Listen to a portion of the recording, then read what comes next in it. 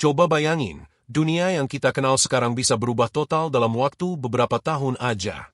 Dulu hidup terasa stabil, kerja kantoran dianggap aman, bisnis online ramai pembeli, ojol bisa jadi profesi yang membanggakan. Sekarang, banyak orang bingung arah hidupnya.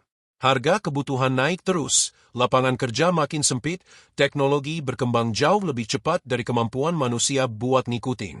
Di berita tiap hari muncul kabar PHK massal, harga pangan melambung, sampai berita soal kecerdasan buatan yang mulai menggantikan manusia di kantor maupun pabrik. Dunia berubah begitu cepat, tapi banyak yang masih hidup seolah semuanya akan tetap sama seperti dulu.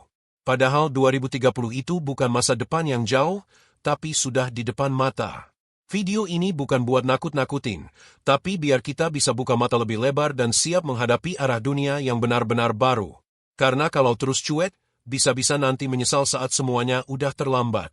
Tonton terus video ini sampai akhir, karena di bagian penutup nanti akan dibahas 5 solusi nyata supaya bisa tetap bertahan dan siap menghadapi dunia di tahun 2030.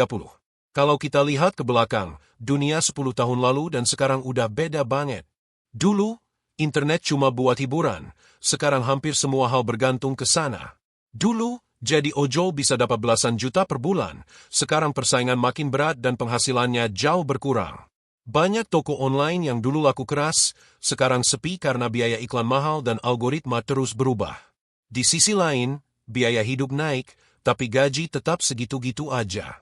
Orang yang dulu yakin kerja kantoran itu aman, sekarang mulai khawatir tiap bulan karena banyak perusahaan melakukan pengurangan karyawan.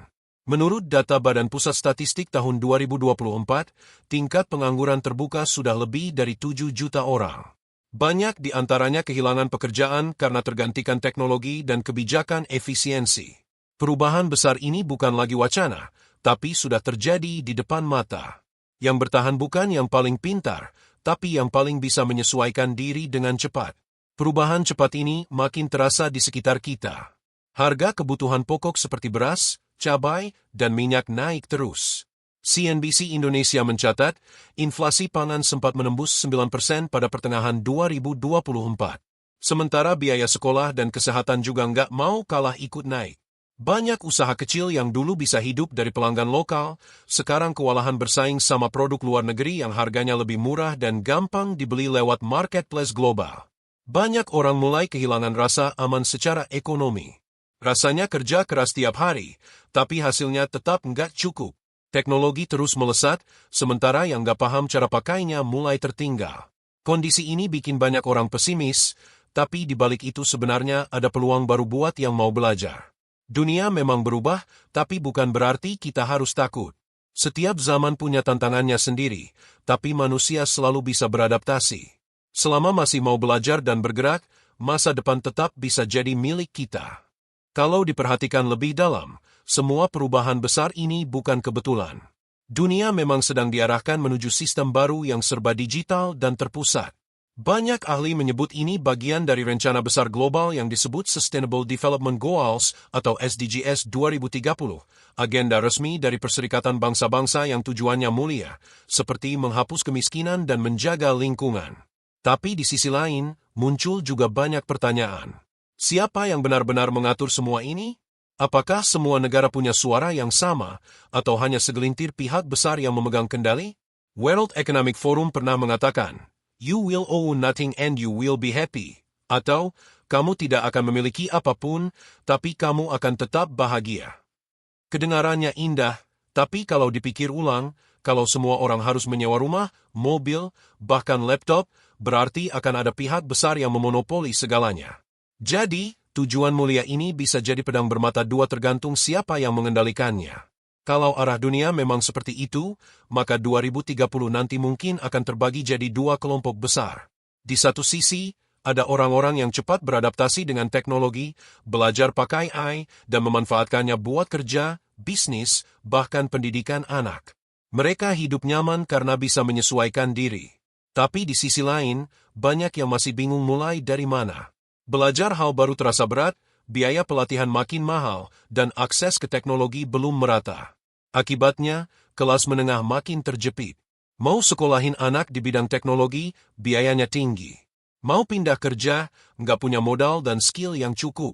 Kalau ini dibiarkan, jarak antara si kaya dan si miskin akan makin lebar, bukan cuma soal uang tapi juga soal kemampuan bertahan di era digital. Dunia kerja masa depan bukan lagi soal siapa yang kuat, tapi siapa yang bisa belajar cepat dan paham arah perubahan. Sekarang kita udah mulai lihat bagaimana AI benar-benar mengubah segalanya. Dulu AI cuma buat hiburan, bisa bikin gambar atau video lucu. Sekarang, AI bisa menulis laporan, bikin desain, bahkan menggantikan pekerjaan yang biasa dilakukan manusia. Banyak perusahaan mulai memakai AI karena dianggap lebih cepat, efisien, dan gak pernah capek. Tapi dampaknya besar banget. Menurut laporan Reuters tahun 2024, ribuan pekerjaan administrasi di Asia sudah digantikan oleh sistem otomatis berbasis AI. Akibatnya, banyak orang harus banting setir cari cara baru buat bertahan.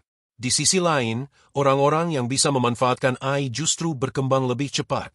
Mereka nggak takut, tapi justru menjadikan teknologi itu sebagai teman kerja. Dunia kerja ke depan nggak lagi menilai dari seberapa kuat fisik seseorang, tapi seberapa cepat dia bisa beradaptasi dan berpikir kreatif.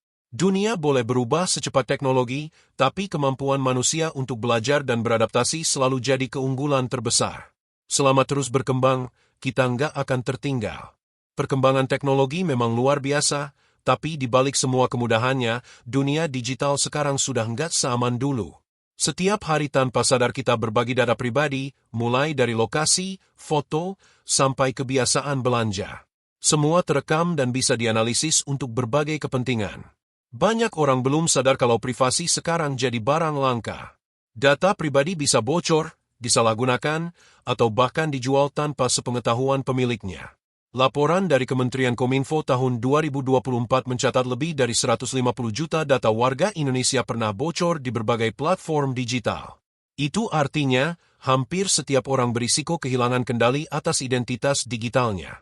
Dunia digital memberi kemudahan luar biasa, tapi juga membuka pintu baru bagi kejahatan dan manipulasi.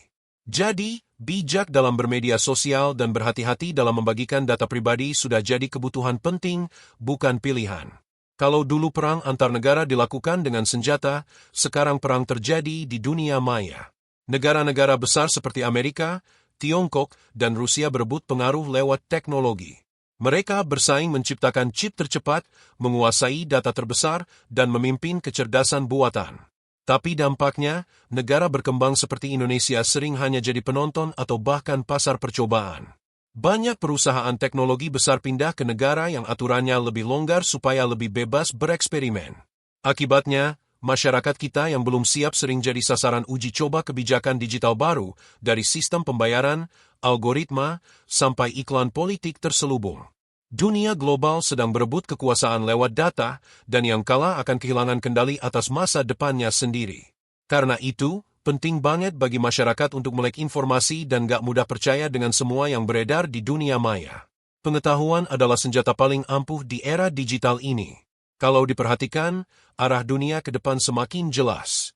Banyak negara sudah mulai meninggalkan uang kertas dan beralih ke uang digital. Indonesia pun mulai mempersiapkan sistem Central Bank Digital Currency atau CBDC. Tujuannya supaya transaksi lebih cepat, transparan, dan efisien. Tapi di balik itu, ada risiko besar. Semua transaksi bisa dipantau, semua identitas bisa dilacak. Kalau sistem ini disalahgunakan, privasi masyarakat bisa hilang sepenuhnya. Identitas digital yang menggabungkan data pribadi, kesehatan, hingga catatan keuangan bisa jadi alat kontrol paling kuat di masa depan. Lihat aja pengalaman saat pandemi, di mana semua orang wajib pakai aplikasi untuk melacak aktivitas. Itu membuktikan bahwa sistem global bisa mengatur kehidupan sehari-hari hanya lewat satu perintah digital. Teknologi memang memudahkan, tapi kalau kita terlalu bergantung tanpa pengawasan, bisa jadi justru kita yang dikendalikan oleh sistem itu sendiri. Dunia boleh bergerak menuju serba digital, tapi kendali atas diri sendiri tetap harus dijaga. Gunakan teknologi sebagai alat bantu, bukan tali pengikat kehidupan. Setelah dunia digital menguasai hampir semua aspek hidup, kini muncul pemain baru yang lebih kuat dari sebelumnya, yaitu kecerdasan buatan. AI sudah bisa menulis, menggambar, bahkan mengambil keputusan penting di dunia bisnis dan politik. Banyak yang senang karena pekerjaan jadi lebih cepat dan efisien, tapi sedikit yang sadar kalau mesin ini juga sedang belajar dari setiap data yang kita tinggalkan di internet. Bayangkan, kalau suatu saat semua keputusan penting diambil oleh sistem otomatis, manusia bisa kehilangan peran dalam menentukan arah hidupnya sendiri. Laporan dari World Economic Forum tahun 2025 bahkan memprediksi jutaan pekerjaan akan hilang digantikan AI, dan hanya mereka yang siap beradaptasi yang akan bertahan. Artinya, bukan cuma dunia yang berubah, tapi cara manusia memaknai dirinya juga ikut bergeser. Kita sedang hidup di masa di mana kecerdasan buatan bukan lagi alat, tapi perlahan jadi pengatur ritme kehidupan manusia. Banyak orang mulai merasa cemas, apakah nanti hidup akan sepenuhnya dikontrol oleh teknologi. Tapi di sisi lain, ada juga harapan besar. Dengan perkembangan ilmu dan inovasi, dunia bisa jadi tempat yang lebih efisien, bersih, dan mudah dijangkau. Teknologi medis bisa menyembuhkan penyakit yang dulu dianggap mustahil. Energi terbarukan mulai menggantikan bahan bakar fosil. Semua kemajuan ini bisa membawa kebaikan luar biasa, asalkan tetap ada etika dan kesadaran dalam penggunaannya. Namun, kalau manusia terlalu bergantung tanpa batas, bisa jadi teknologi malah mengambil alih kemanusiaan itu sendiri. Kita harus belajar menyeimbangkan kemajuan dan kebijaksanaan. Karena tanpa kendali moral, bahkan teknologi paling canggih pun bisa berubah jadi bumerang. Dunia sedang berjalan cepat, tapi manusia harus tetap jadi pengendali arah, bukan penumpang yang dibawa arus tanpa tahu mau kemana tujuannya. Setelah melihat semua perubahan besar di dunia digital, sekarang waktunya berhenti cuma jadi penonton. Dunia memang bergerak cepat, tapi arah hidup tetap bisa dikendalikan kalau kita tahu harus mulai dari mana. Pertama, kurangi hal nggak penting. Berhenti buang waktu buat drama media sosial yang nggak ada habisnya. Gunakan waktu buat hal yang benar-benar nambah nilai dalam hidup. Kedua, upgrade skill dan melek digital. Pelajari hal-hal yang nggak bisa digantikan AI, seperti berpikir kritis, kreatif, empati, komunikasi, dan kepemimpinan. Ketiga, perkuat finansial. Siapkan tabungan, dana darurat, dan mulai belajar investasi biar nggak panik kalau dunia kerja berubah. Keempat, manfaatkan teknologi. Jangan cuma jadi konsumen, tapi gunakan AI buat bikin karya, bisnis, atau peluang baru. Kelima, belajar bersikap kritis dan bijak terhadap arus informasi. Dunia maya penuh distraksi, jadi penting untuk tahu kapan harus percaya dan kapan harus berhenti sejenak untuk berpikir. Kalau video ini membuka cara pandang baru tentang bagaimana menghadapi dunia digital yang makin cepat berubah, jangan berhenti di sini. Bagikan video ini ke teman, keluarga, dan siapapun yang perlu mulai sadar bahwa masa depan ditentukan oleh cara kita berpikir dan bertindak hari ini. Klik like biar lebih banyak orang tahu cara menghadapi perubahan dengan bijak. Tulis di kolom komentar, langkah kecil apa yang sudah kalian mulai untuk menyesuaikan diri di era digital ini. Dan jangan lupa subscribe, supaya kalian gak ketinggalan pembahasan mendalam lain tentang teknologi, kehidupan, dan masa depan manusia.